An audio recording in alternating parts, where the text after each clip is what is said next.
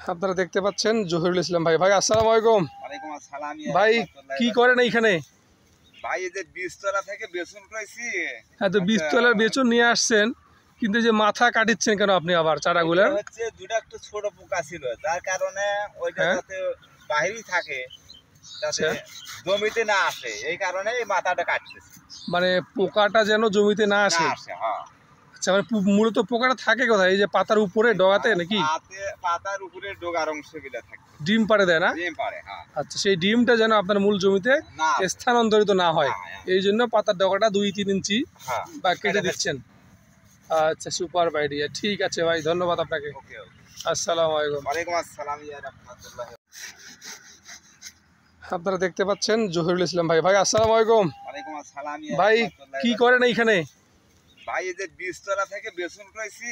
হ্যাঁ, তো বীজতলার বেচন নিয়ে আসছেন, কিন্তু যে মাথা কাটিচ্ছেন কেন আপনি আবার চারাগুলার? হচ্ছে দুইটা একটু ছোট পোকা ছিল, যার কারণে ওইটা হ্যাঁ, যাতে বাইরেই থাকে, যাতে আচ্ছা।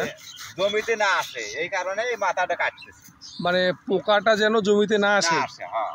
আচ্ছা, মানে মূলত পোকাটা থাকে কোথায়? এই যে পাতার উপরে ডগাতে নাকি? পাতার উপরে ডগার অংশ গুলা থাকে, ডিম পাড়ে দেয় না? ডিম পারে, হ্যাঁ। আচ্ছা, সেই ডিমটা যেন আপনার মূল জমিতে না আসে। স্থানান্তরিত না হয়, হ্যাঁ, এই জন্য পাতার ডগাটা 2-3 ইঞ্চি হ্যাঁ, বা কেটে দিচ্ছেন। আচ্ছা, সুপার আইডিয়া। ঠিক আছে ভাই, ধন্যবাদ আপনাকে। ওকে ওকে। আসসালামু আলাইকুম। ওয়ালাইকুম আসসালাম রাহমাতুল্লাহ।